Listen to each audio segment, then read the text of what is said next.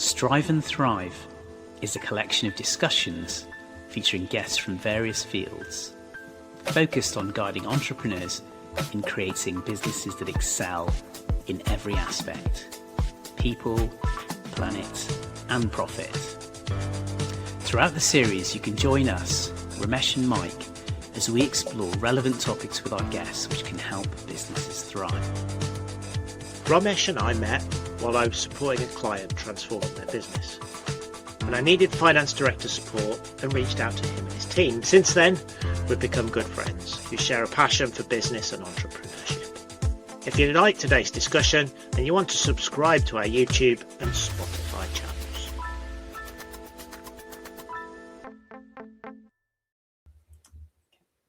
Hi everyone, and welcome to our latest episode with Paul Shaw. Hi Paul, how are you doing? Hi Romesh, very well, thank you. Hi Mike, nice to see you both. Hi Paul.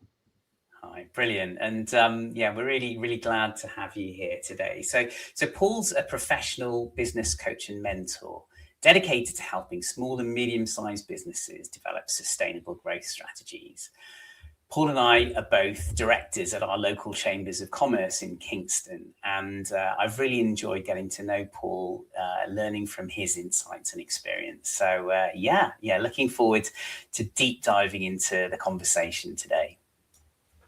Hi Paul, welcome and thank you for joining us. Could you give us a brief summary of your journey to date, and then we'll sort of get stuck into asking you questions and you us? Yeah, absolutely. So first thing to say is I'm old. So I have been working for a long time. My first job was in 1985, and I was a telesales operator at a West End theatre ticket agency. And this is back in the days when computers were brand new. So it was a great novelty to be selling theatre tickets using a computer, which is what we did. So I kind of like to think of myself as the cutting edge of technology in live entertainment in the mid 80s. So I spent a few years there, sort of worked my way up through the ranks. Ended up being one of the managers there, looking after their technology systems. This was in the days when to run a moderately sized call center, we had a basement, the size of a small house, which contained enormous computers. They were 6-7 feet tall, had to be kept in air-conditioned environments. They had disk drives and all sorts of things sort of hanging out the sides of them, and it was a real struggle just to keep the things running day in, day out. But anyway, I did that, and after a while, I moved on, went to Wembley Stadium, Wembley Arena, and I was an event manager working in the box office there for a few years. And from there, I ended up setting up a ticketing business with some colleagues, which we ran. That was we're in the late 90s now. I think our claim to fame was that we managed the Spice Girls tour of the UK in, I think that was about 97. Anyway, that sort of, in the end, it didn't quite work out the way we wanted it to. And I ended up going to the Millennium Dome in the year 2000. 1999 when I joined, I ran the ticketing operations there right through to the end of the year 2000. And then, of course, there was nothing else to do after that, so I had to go and get another job, and I ended up at lastminute.com in the early days, so just post the IPO, but money, but we haven't figured out how to spend it yet, so it was a good time to join. And I ran the leisure business for, in the end, I was there for 10 years. And what started off as a relatively small business focused on London to running the sort of the global entertainment and leisure business for lastminute.com. After that, I spent a couple of years at Time Out, just when some private equity investment was coming in, and that was an interesting time. And after that, I needed a bit of a rest, so I became a consultant initially in the field of entertainment and leisure and those good things. And but more recently, since 2017, I transitioned to become a business consultant, working with SMEs and owner-operators to help small businesses build sustainable, deliverable, real-world strategy that could help them to grow and to scale, and hopefully to help a lot of business owners sort of achieve their ambition for their business.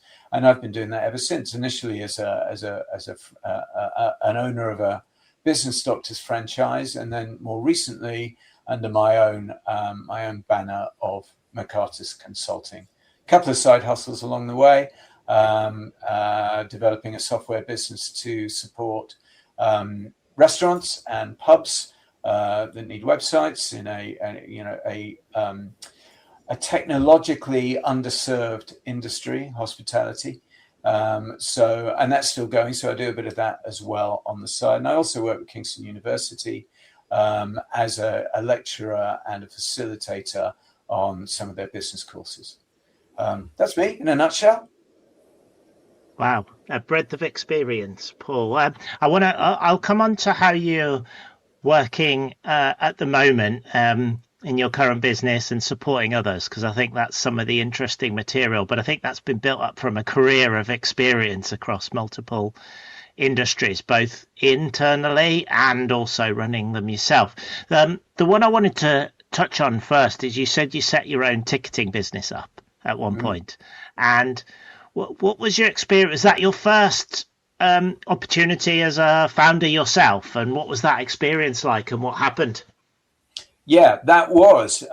So it was this. This was in the mid 1990s. So I'd had a career to that point working on the ticketing side of the entertainment business, and over time we developed a number of contacts.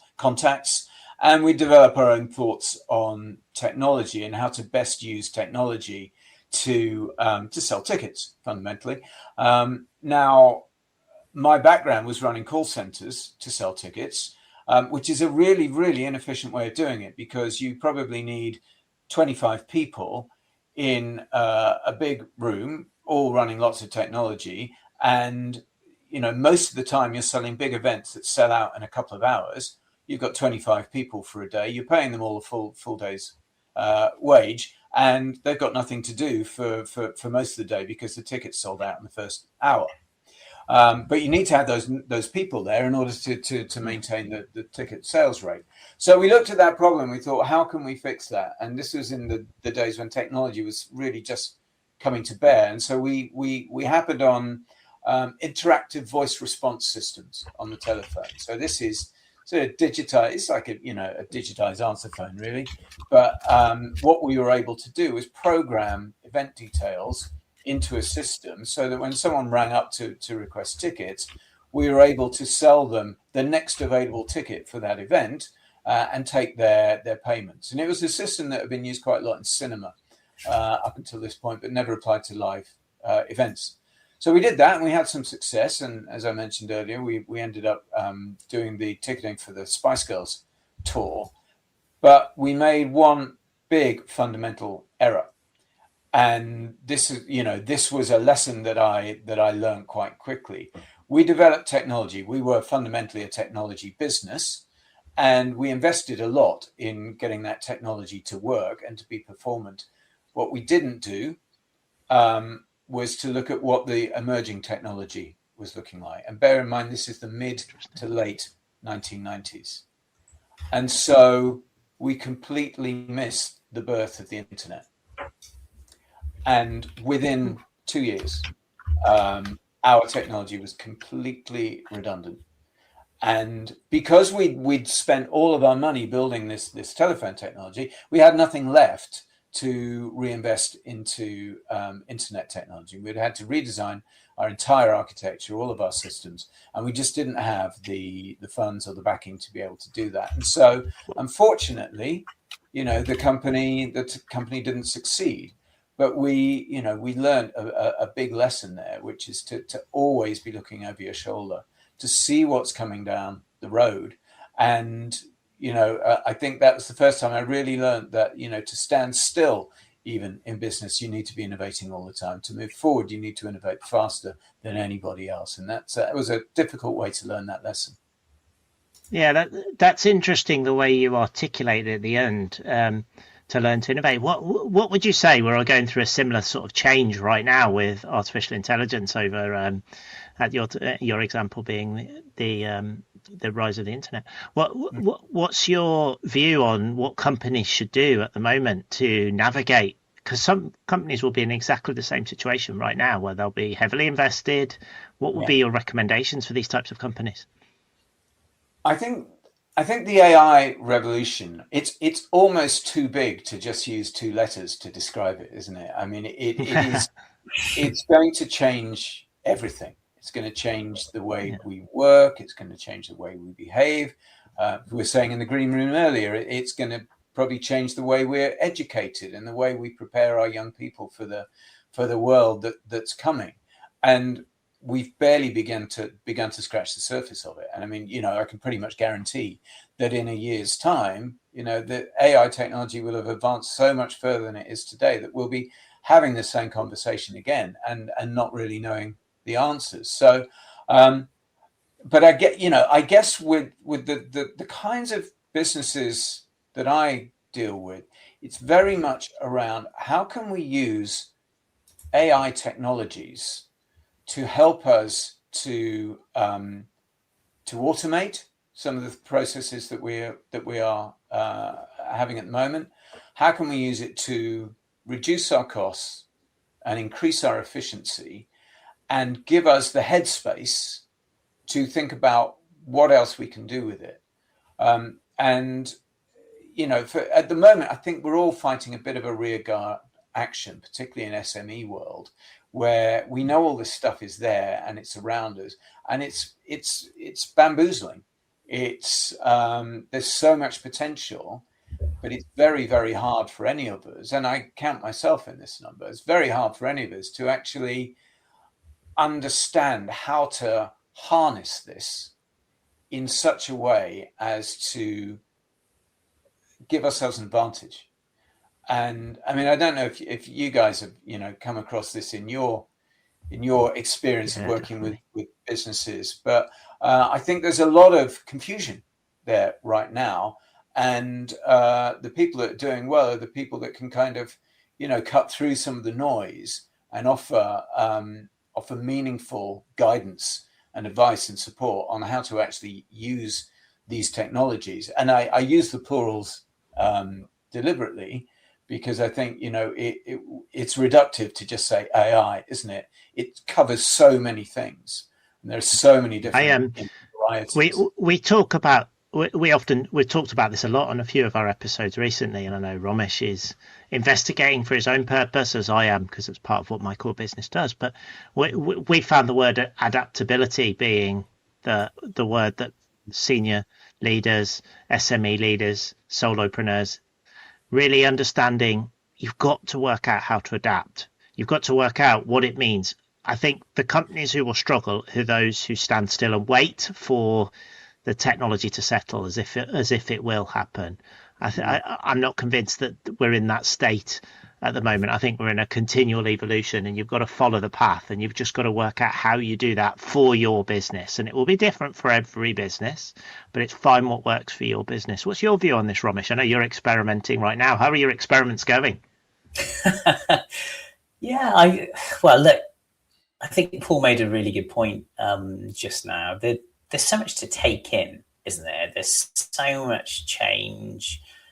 AI offers so much possibility that it's a case of distilling it into effective possibility for you. And I think to that end, I think it's trying things, but not being so distracted with trying things that you're not actually focusing on your core proposition and what you need to do to kind of keep your business kind of working well. I think we've got to stick to core principles while, giving ourselves time. That's what I'm trying to do. I'm trying to focus on running my business effectively whilst dabbling, trying new things, and gaining new insights into what AI can do, and then evaluating how I can apply them with purpose.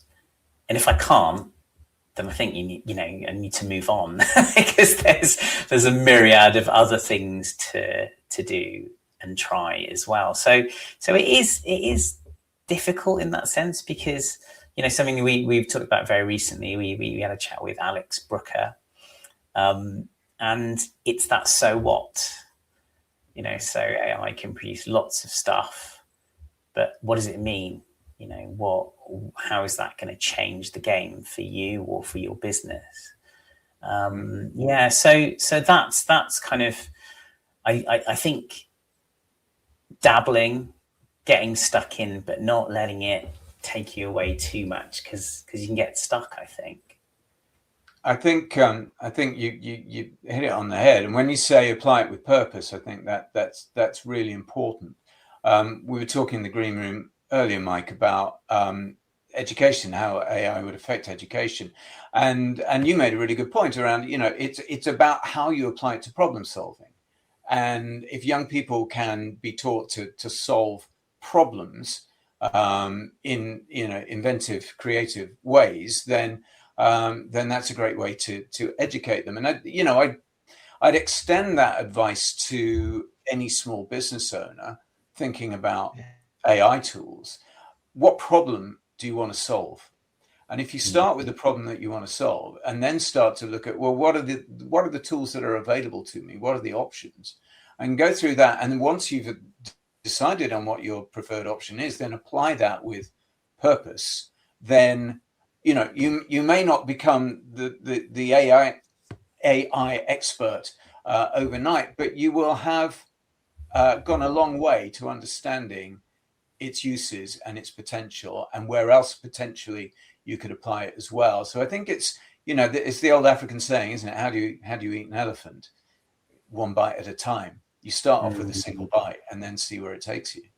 And it's interesting, Paul, because you use the word tool, right? And I think that's exactly the key point. AI is a tool, but you need to guide it. You need to give direction and give it the purpose, the problem it's trying to solve. And without that, it doesn't really mean anything. And Mike, how are you dealing with this scenario? And you're the innovations man, so you're right on the frontier, really. Yeah. So I'm experimenting with some frontier models and to see what they can do and what the capability is. And I've seen some really impactful use cases and game-changing opportunities. But where I see it most is in informing people have to change their workflow. When the internet was created, you will have seen this. It's why your previous business struggled. Is it fundamentally changes workflows? You're not trying to speed things up in the way you've always done things. That's kind of old school thinking. You've got to think about what you're doing in a different way. What will happen if this occurs, and how can we operate our businesses in very unique or different ways? Automated quotations and things like that. What does that mean? What, you're no longer doing sales? But if you do that, you're no longer talking to customers. What does that mean? Yeah. And so you've got to really think about what the kind of automation versus change in processes would be, and where the value sits in the kind of role that you're doing. To Romesh's point, there's a golden thread of your organization already. What is that? And how can you still apply that in a novel way? I think one of the other points that I thought you really articulated well, Paul, when you gave your story about your company, was how you didn't see the signals of the internet coming. And I think that's one of the other areas right now that I'm curious about, is how businesses keep a watch of what's going on, as well as try and do experiments and tests. And I think at the moment, it's a prime example of really having a lens out there. What do you think, based on your experience in that role, what was your learning as part of that exercise where you didn't see it coming? You must have seen it coming. You just didn't really act quickly enough. Or what was the kind of experience at the time that made it suddenly hit you and you weren't in a position to adapt? I mean, I think there are always a lot of factors at play when you're a founder, not least of Correct. which is that you have tunnel vision to a certain Yeah. extent. You are driven by the model that you're creating and the customers that you are looking to find and the problem that you're solving, and all of your energy and effort goes into that, and it's all internal. You're not looking at the outside world very much, except in order to find potential customers or collaborators, and so on. So being aware enough to actually notice that these other things are happening outside of your control, I think, is really, really important. And now I'm a consultant, I always say to people I work with, put together a risk register. And a risk is not something that you can control. A risk is something that is going to happen whether you like it or not, regardless of what you think of it. And, in order to put together a risk register, therefore, you need to look outside and you need to look at what's going on in the world around you. And that might be technology, that might be societal, it might be economics, it might be legal or regulatory. There's all sorts of different ways in which, something can come up and bite you on the backside. And it will do that more often than not if you're not expecting it. So if you spend a bit of time figuring out what the risks are, how likely they are to happen, and what the impact would be if they were to happen, and you start to build a plan. And that's the thing we didn't do. And, looking back now, it's kind of, it was a cardinal sin, really. But we were so focused on delivering our solution to our customers that we dropped the ball. And I think it was as simple as that. So I guess the lesson is, always be aware of the world around you. And in this day and age, that is a very, very time-consuming job, because, as we've said, with AI, things are changing at lightning speed all the time, and to keep abreast of what's happening is extremely challenging. But as a founder, you absolutely have to do it. I've seen some really good examples of companies that have done this. I think Chris Wilson often talks about a periscope time, stopping, looking up, looking out, looking around, looking back, looking forward, and just pausing and reflecting. But you use the word risk register. I've also seen more of noise around scenario planning now, really thinking about what is going on, what happens if. So, there's all sorts of external factors, to your point, in risk that you can't control. But what happens if they do occur? What can you do about it? And what things, therefore, do you need to keep a closer eye on in terms of trends, behaviors? And we're talking about AI here, but we're not. We're talking about economic situation, employment rights, permissions, customer behavior. We're talking about loads of different factors that you can't control outside your core business. Yeah, absolutely. I mean, I work with lettings agent who has, is now dealing with the Renters Reform Act policy change and the impact that that's having on his landlords. And he had to plan for a year, pretty much, in advance of that bill becoming an act, to develop information sheets, to speak individually to landlords, to do his own due diligence and investigation into, scenario planning in the event that a landlord may want to sell their house. Then how will we help them with that? How will we turn that loss into an opportunity? Does that represent an opportunity to get into sales, become a sales agent, for example?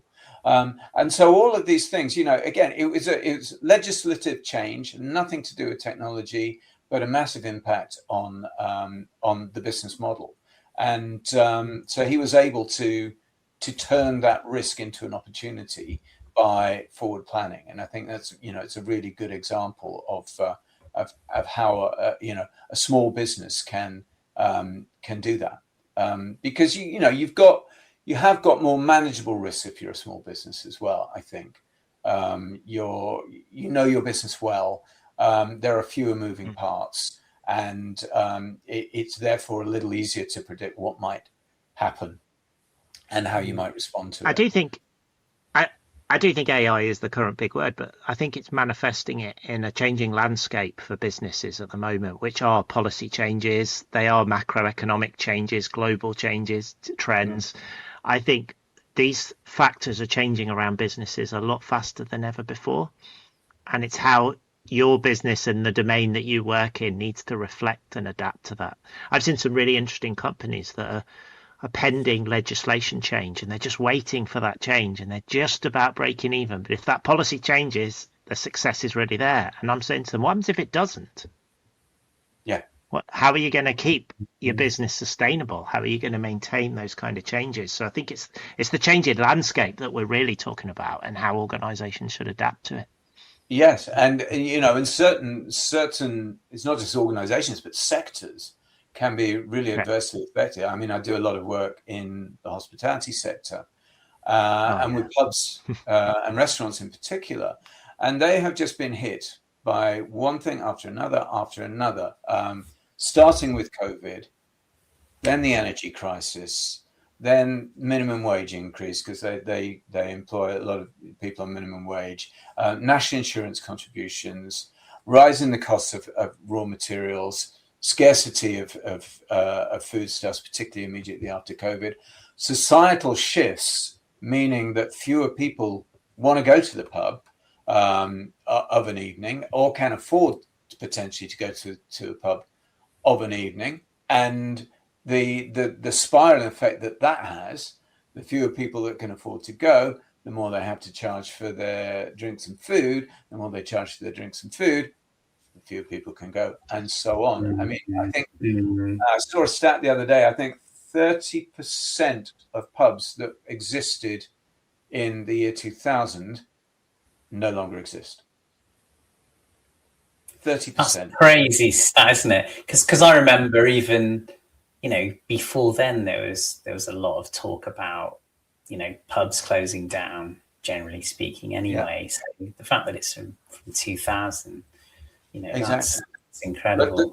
But those that have survived, I mean, I have nothing but respect for people that can still make a decent living from running a pub, because not only have they had to deal with all of these headwinds that have been thrown at them, one thing after another, but they have, throughout all of that, they've remained, to your point, adaptable, agile, flexible, creative, and they have been able to maintain a way of keeping their businesses running, and in many cases, making them profitable, in spite of all of that. And I think it's an extraordinary sort of testament to the tenacity and agility of small business owners that they can do that.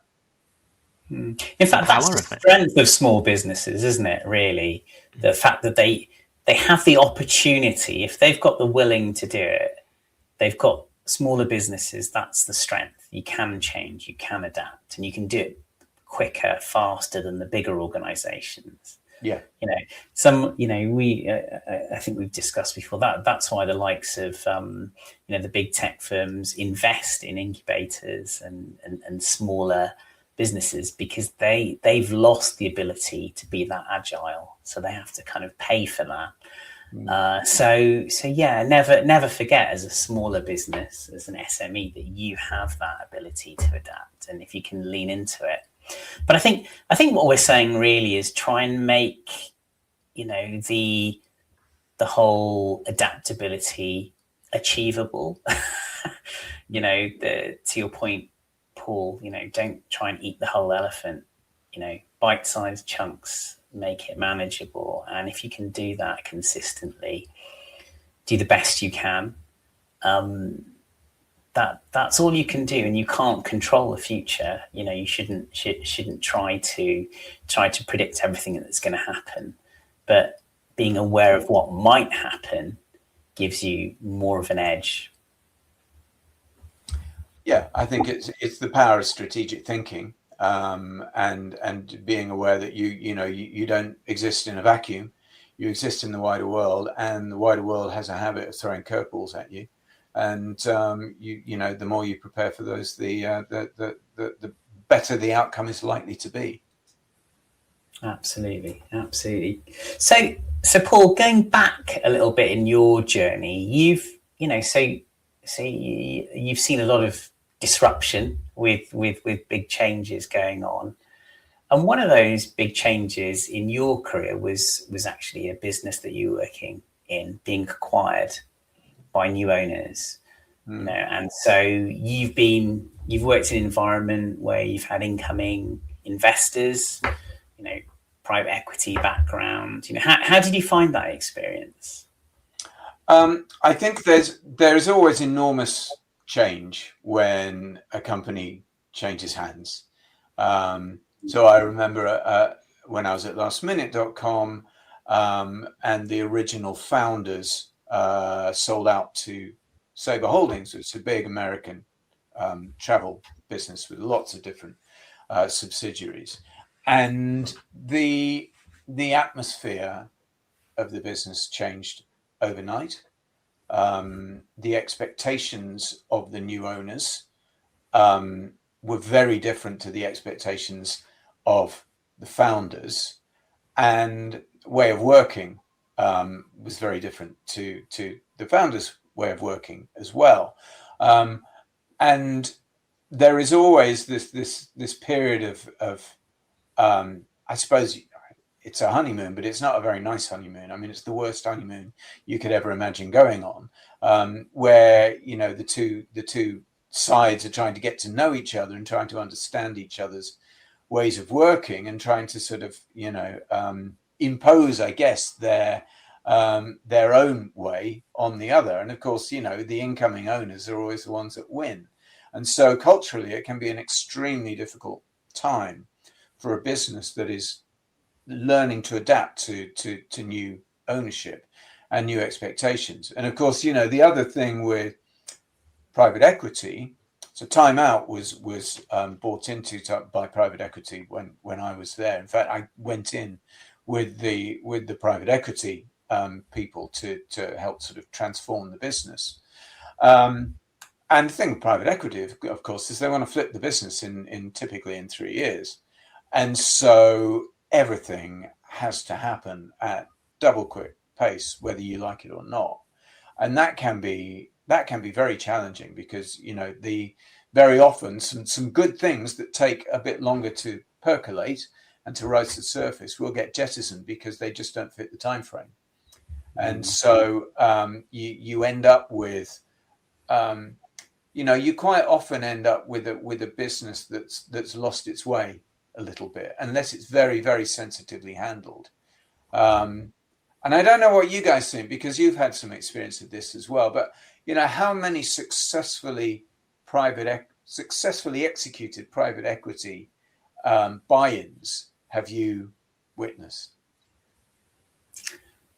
That's a good question. Mike, do you have any thoughts on that? I can give you my views. I'll be honest, I haven't had any direct experience, but the individuals I spoke to are those who've spent time finding the right private equity investment. And they've developed a longer term relationship. And it's about the longer term success of the business. I think what you're describing there is either a turnaround or a founder exit. And in those circumstances, then it's a different model completely, isn't it? That's then indoctrinating a new way of working onto the business. The examples I know where it's worked, it's been a long-term strategic relationship with those investments. And they've helped the business both survive those roller coaster rides, and they've also understand the end game and the purpose, and they're therefore there for the long term rather than the quick flip, which is, I think, has got to be a risky. It's a financial game then, right, rather than a cultural or organizational purpose one. Yeah, absolutely. I mean, I think there's a distinction as well, I guess, between venture capitalism and private equity. I certainly have found VCs that I have known and worked with to be far more accommodating, supportive, flexible, agile than private equities that I've worked with. And I don't know if that's just my experience or if it's something that's quite common. It's an interesting one, isn't it? I think Paul, you're right. An incoming owner is always going to win if there is a battle of sorts. That's always going to be the way. But actually, I think that the situations which work best are when, to Mike's point, that there is a slightly longer term view. Rather than looking for super quick wins, because that level of change is very difficult to manage, and you can quickly lose the room, right? You can lose the motivation, you can lose a lot of knowledge very quickly if team members of an acquired business decide to leave because they're not happy with an incoming culture. So I think there has to be a balance, I think, for it to work well. And I think what I would say is the PE firms that do their research, it's the due diligence, right? So it's understanding, not just the numbers, but the culture, the values, and does that resonate, and does it fit the model that the PE firm is looking for as well. And I sometimes think that there isn't enough emphasis placed upon that during the due diligence process, because sometimes you get a cultural fit which is completely almost at right angles with the intended direction of the acquisition, and that can be really, really problematic. So I've seen it work well, I've seen it work badly, and I've been on both sides. I've worked at a FTSE 100 business where we were very acquisitive, and I've seen businesses being wrapped in. And to do that well, I think, you do need to adapt. You do want ultimately things to progress smoothly and in the strategic direction of the acquirer. But then I guess the challenge to the acquirer is, have you done your homework, and have you chosen the right target, to acquire in the first place? So there's lots of things. And one thing I have noticed is the impact it has on people, because people are scared of change, I think, naturally, and it's a big change when you have a new ownership, especially if it's like, for example, a family-run, founder-led business that has grown in a certain way over a number of years, and often has operated maybe, say, in a family kind of way, a bit more kind of trusting, informal. And then if you have a very kind of corporate shift quickly, that can be quite jarring, and that's a different difficult scenario. So there's lots of factors to take in, but I think the key is, for me, is both sides doing their homework. Because the other aspect that I've not mentioned is actually how, if the existing owners stay in the business for a period of time, however long that is, they need to understand they don't control the business anymore. And I think that's a very, very difficult journey, personally, almost without exception. Because possible. I would say, my experience of owners, that's very true. But I mean, you've got to, the stars have to align in all sorts of different ways. You've got to align on objectives, you've got to align on cultural fit, you've got to align on timings, you've got to align on financial realities and managing cost bases. There are so many moving parts that it's very, very difficult to get right, which is why I guess it's quite uncommon to come across really successful private equity buyouts, or potentially any merger is going to face the same issues, isn't it? I suppose it depends how you define success, you see, right? So potentially from a private equity perspective, if they've got a certain time frame, they do what needs to be done from their perspective, and then make a return that fits their model. Then for them, that's a success. For the business itself, that may not be a success. right? Depending on the position it's in at the end of that process. So yeah, I think success depends on perspective as well. Yeah. I guess the turnaround at Time Out, that must have been an interesting experience though, right? Because Time Out has a strong value proposition, but I imagine I'd be curious to know what the situation was at a turnaround in that type of organization, because there's an example of a strong value proposition that for whatever reason you had to come in and shift everything, right? Was there a need to shift everything, or was it just the value proposition was strong and some fundamentals need shifting? What was your experience there? No, there a lot needed changing in at Time Out. I mean, it was it was a very, very strong, established, well thought of brand, particularly in London. But I mean, it had subsidiaries and franchisees all around the world. But it failed to, actually coming back to my point around, looking at risk, it failed to adapt to the digital world and still live very much in a printed magazine era. And so it was definitely a case of sort of faded grandeur, but a very, very strong value proposition still.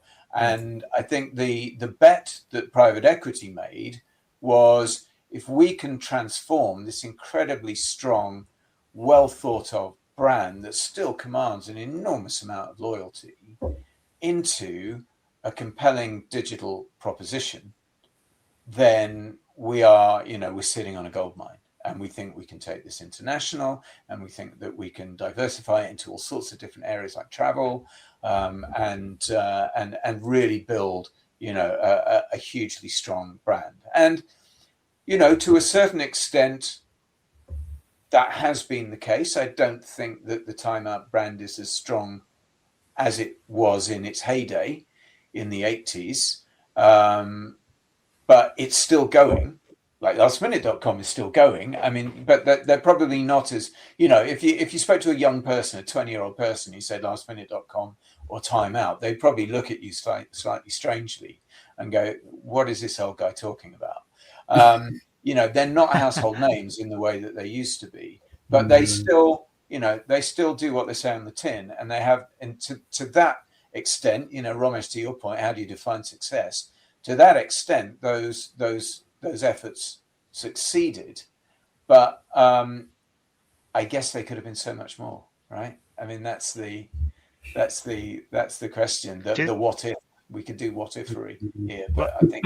What was your experience with lastminute.com afterwards? Because obviously it was really innovative at the time. I know of it as quite innovative, but now it's, as to the point, it's probably still succeeding. They're probably doing okay with it.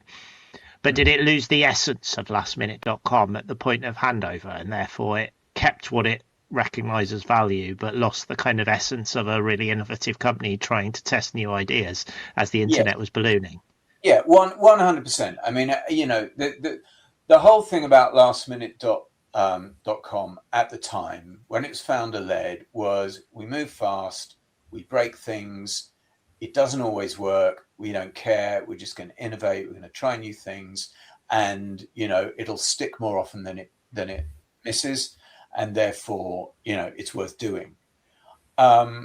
When Brent and Martha, the founders, exited, and they did exit at slightly different times. Brent stayed on and worked through his earn-out period, which I don't think he enjoyed very much. But when they exited, the whole approach changed, and it turned from being a business that could turn on a sixpence and move fast and be agile and innovate and do lots of new stuff to a juggernaut that had a 100-mile turning circle. It was very slow. It was very ponderous. Everything had to go to America and be talked about and be considered in the context of the wider business. And I think at that point, it lost whatever spark it had that got it to the point that made them want to buy it in the first place. I think, the irony is it never made any money. I mean, I mean, they made a lot of money when they sold it, but the business itself never turned a profit when it was founder led. And it was just, but it was a unicorn nonetheless, because it was recognized as an incredibly strong value proposition. But unfortunately, I think they, as is often the case, and I'm sorry if I sound cynical about PE, but I think I think they killed the golden goose. Really, I think what the thing that made it special was the thing that died the day they sold it. Mm-hmm. So that's always the tricky thing, isn't it, with incoming new owners? Do they get it? Yeah. And I don't think they did. And a lot of that is because startups are a reflection of the personalities and the hunger of their founders. And once those founders are no longer there, that just goes, because there's nobody to replace it. Nobody cares as much as the founders do. That's a fair point. And I guess wearing the PE hat in that sense, they're trying really to pull through the value as they see in the business. And actually, they've got to recognise that the founder leaving is a big loss to the business.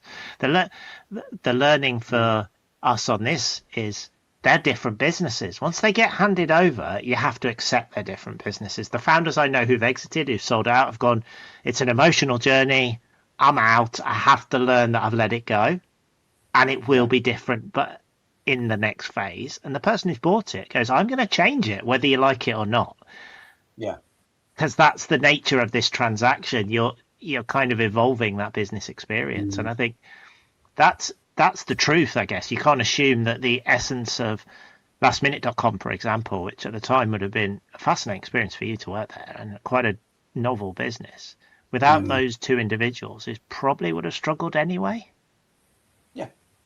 Yeah, I think it would. I mean, I think in the end, it was probably, ironically, it was undercapitalized for some of the challenges that were facing the online travel agency world at the time, and it got slightly blindsided by Booking.com and Expedia, who ended up innovating faster. And the buyers, the company that acquired lastminute.com, they didn't really care about the stuff that made lastminute.com what it was. In the early days, they cared about having a European brand for their travel business. And lastminute.com was kind of the one that was available and that more or less fitted their model. And so, to your point, Romesh, the buyers probably thought, this is working out quite well. We've got a nice brand in Europe. It's doing okay. We're building a business. But for those that were from the lastminute.com side, it was a very different story, because all of the things that attracted us to the business in the first place started to evaporate and go away. And we ended up working for a very different kind of business to the one that we joined. And I think that's often the case, I think, when these mergers and acquisitions take place. Yeah, it's hugely emotional, isn't it, for all parties involved, particularly I think the sellers, the founders, the owners who are exiting, because I think there's the stress of negotiating a deal, because these things often are not, it's not a case of, hey, here's my business, this is what it's worth, I'll have a check, please. It's it's often way more complicated than that. You mentioned earnouts, Paul, and I've been part of a process of evaluating earnouts per post-acquisition on the buyer side, and I could see the stress. In the leadership team, the guys who were in a position to gain from the earnouts, as myself and a couple other people were assessing the validity of the earnouts and how they were doing. It's tough. And so there's the complexity of finding someone who's going to buy your business, who's going to buy it at the value you want to buy it for, who getting an exit that's as clean as possible. There's the emotional burden of what about my team that's got me there? Staff. That it could be a young team that's worked really, really hard for a couple of years. It could be like a family-owned business where for 20 years or so they've been gradually building something. So there's different scenarios, but I think most founders will have a real loyalty to their team, and they won't have control as to what happens to them. And they'll try, but they ultimately won't. And then layer in, as I mentioned before, the fact that some founders do need to stay within the business for a period of time. Mm-hmm.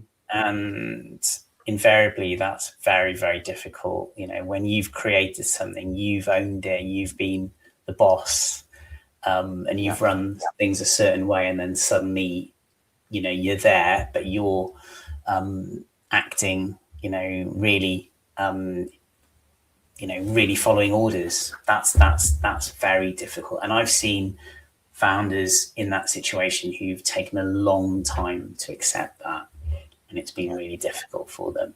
I've worked with founders that have never accepted that. There you go. I've spoken to a few of them.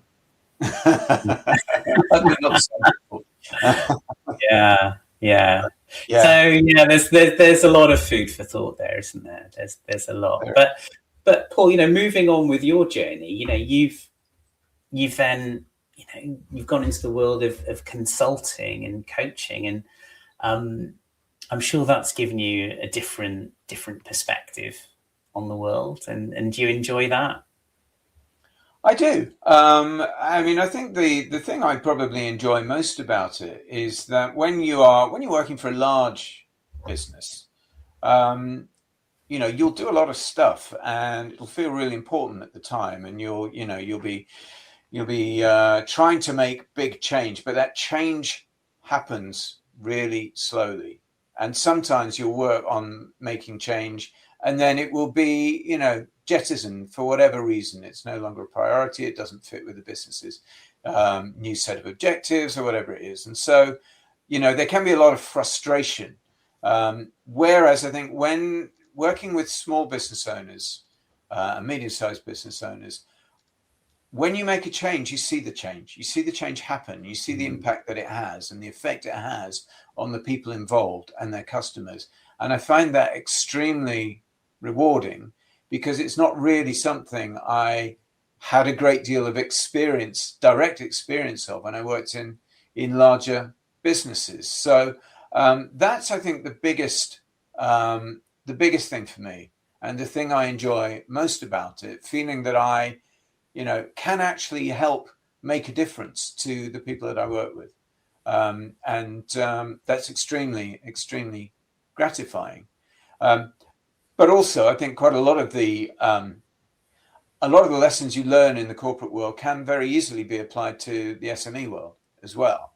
So, we talk quite a lot about, sales and acquisitions and mergers and so on. And I've helped a few small business owners sell their business, and I've helped one or two of them buy businesses.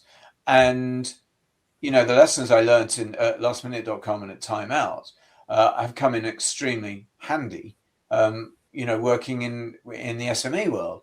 And very much around, as we've talked about, aligning on objectives, making sure that nobody feels that they are being taken advantage of in any kind of deal, that there is genuine value on both sides of the equation, so that everybody feels like the deal is a good one and there's no resentment there at the end of it. And I think getting those balances right, I owe a lot to my sort of corporate, entertainment, leisure background, to make sure that we're thinking about the right things when we go through those kinds of transactions and deals, and also what to look out for. What are the sort of the red flags and the challenges that you've got to make sure that you've figured out how to deal with. So I think it is it's a very different way of living. There are a lot of things that I've had to get used to moving out of corporate life and into consultancy. But I do enjoy the fact that I can see the difference I make. Brilliant. That's really good. Mike, have you found consulting? Yeah, I really enjoy like you, Paul, and I get to, my role's different. I work with large corporates, I work with government, but I also work with SMEs. And I see threads of the same across all of them, which you've just nicely articulated. But I also see a lot of sort of slightly different challenges in early founders or smaller SMEs. And I think when we work with those, I find it the most rewarding experience, as you've talked about it, in the sense that you're really trying to understand the person behind what they're trying to do in this environment and what is suitable for them. That I'd say the founder and the person is as important as the value proposition in some of the smaller SMEs that we're really talking about here.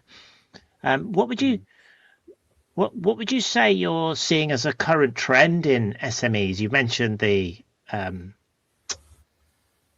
food industry being really tricky, but have you seen any other trends in terms of industry at the moment for SMEs and good practice and things that people should be considering?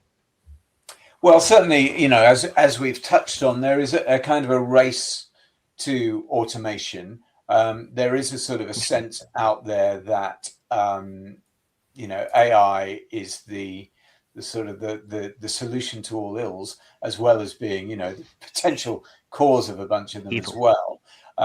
So I think a lot of businesses are now looking at their operations, looking at their workflow, looking at their levels of efficiency, looking at their staffing levels, unfortunately, and looking at ways in which they can improve their efficiency through automation and use of AI tools.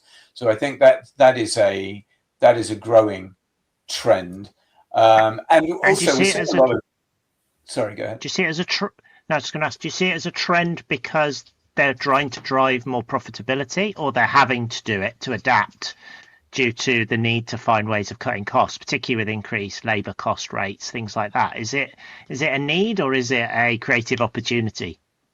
I think it's a bit of both, to be honest. I think, and it depends very much on the business and what they do as to what the imperative is. But I work with a few businesses that are just looking at it a bit like you, Romesh, and sort of saying, oh, okay, I get the potential of this. I need to understand it better, and I can see how it could improve my efficiency when it comes to, I don't know, logistics or operational workflow management. I know, I work with software businesses that are starting to use AI tools to help them with coding or to check their coding, using it to help with customer service issues, to identify common threads or themes with customer service Good complaints. examples. And to see what tools they can then employ to resolve those. So there are lots of really, really valuable uses that are coming out, and some of those are driven by, oh my God, my competitors are cheaper than me, and therefore they're selling at more competitive rates. And so, what am I going to do? But quite a lot of them are just driven by inquisitiveness, a desire to sort of think creatively, and a desire to get ahead of the curve. And every business is, particularly small businesses, they've all got their sort of unique points of differentiation, and they're using these tools to help them differentiate more and to exaggerate those points of differentiation. So I think that's one trend I'm seeing. I think another one is that we are seeing a lot more consultants. There are a lot more people emerging into the market, or businesses emerging into the market in the sort of professional services field, to support businesses in that march towards automation. And I think that's, that we're going to see a lot more of that in the SME world. One thing that constantly amazes me when I see the stat, and it sort of gets refreshed every year, is that I think the latest ones, there are approximately about 5.2 million businesses in the UK,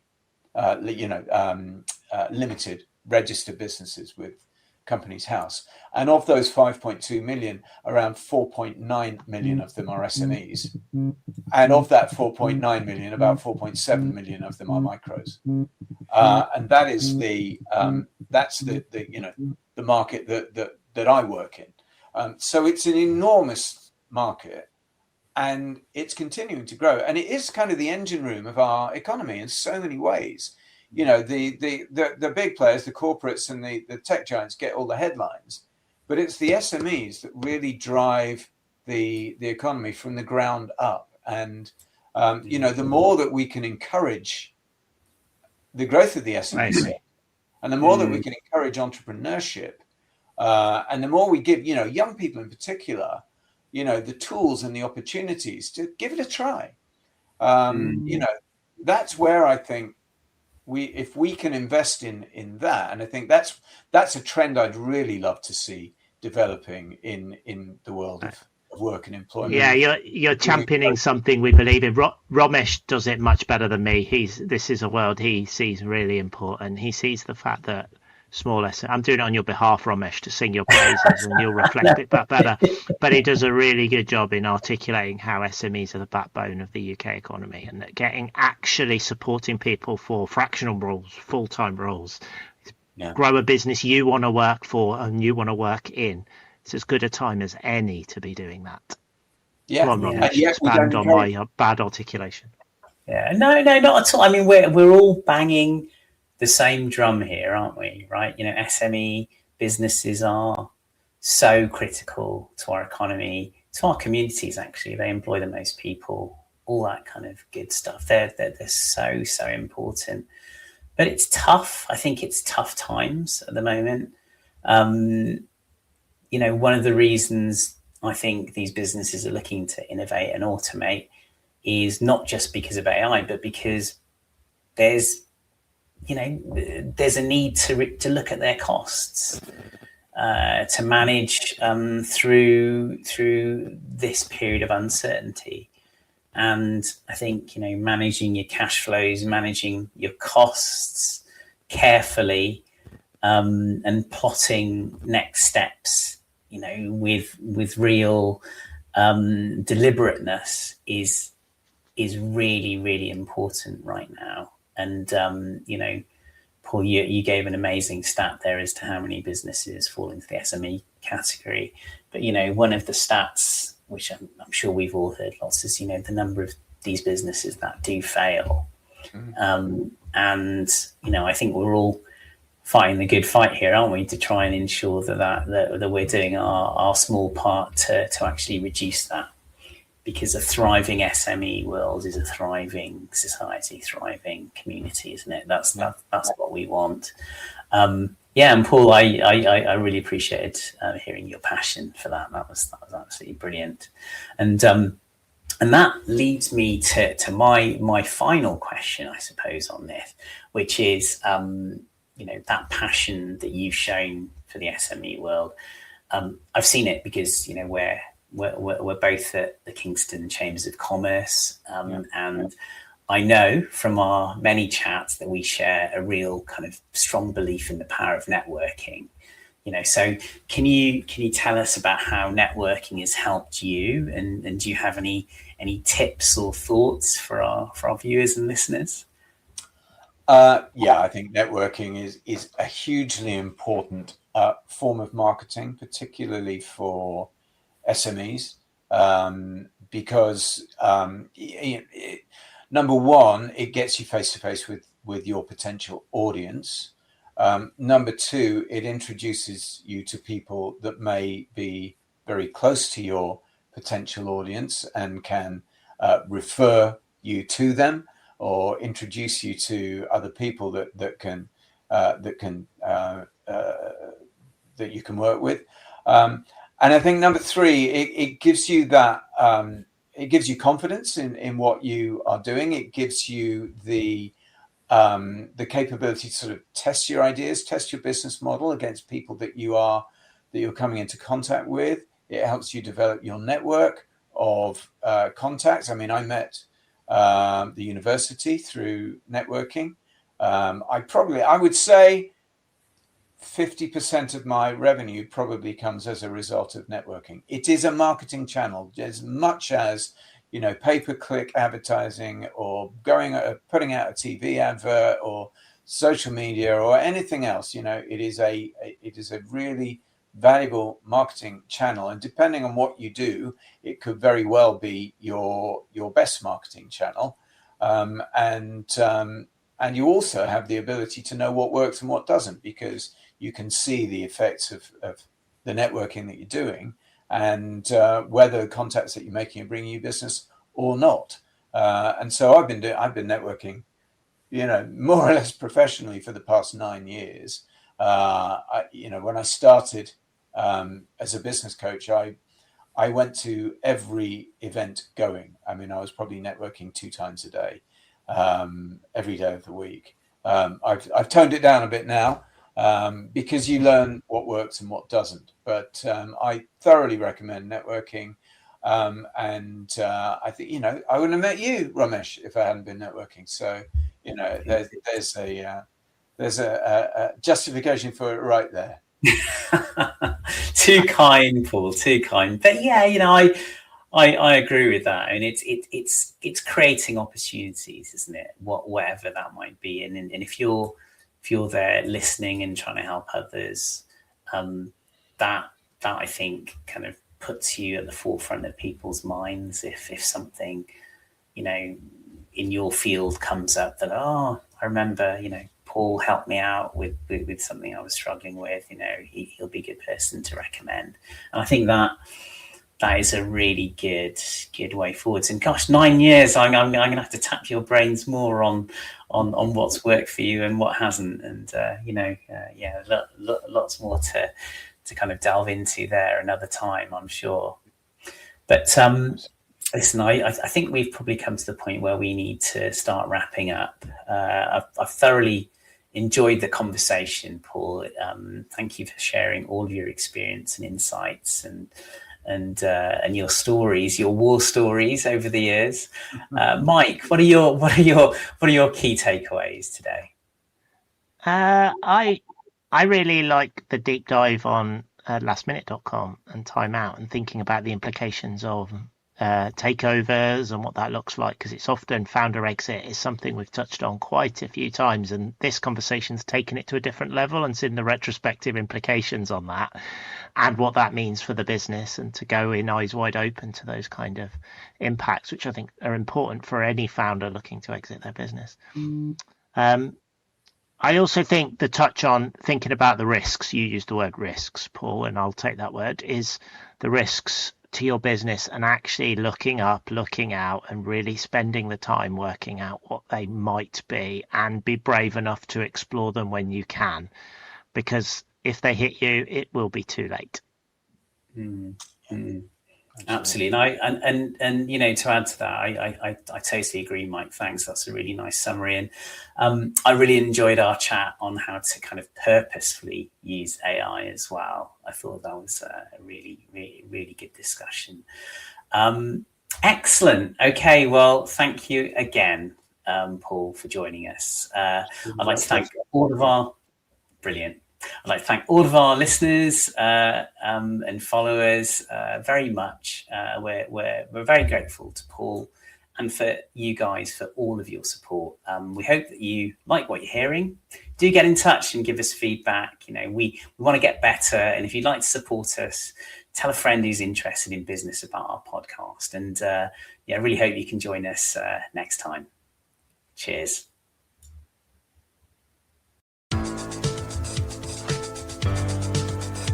Thank you for listening to Strive and Thrive.